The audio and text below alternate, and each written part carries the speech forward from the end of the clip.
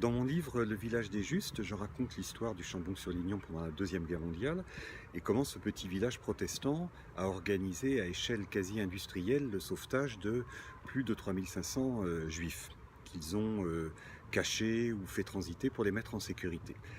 À l'issue de la rédaction de mon livre, j'avoue que cette question garde encore sa part de mystère et qu'effectivement, comme tout le monde, je me demande mais comment tout cela a été possible, comment est-ce que cette histoire est restée non dénoncée, enfin voilà, comment tout ça a été possible.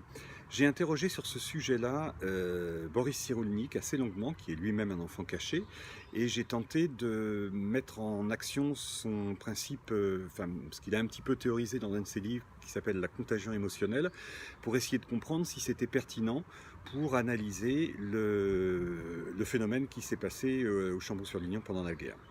Donc c'est à découvrir dans mon livre. J'ai également interrogé deux autres personnes de référence. La première c'est Alain Finkielkraut et la deuxième c'est l'historien Henri Rousseau. L'idée étant d'expliquer finalement un peu l'inexplicable et de voir comment on pouvait essayer de comprendre la façon dont tout cela avait été possible et la façon dont ces actes extraordinaires ont pu avoir lieu.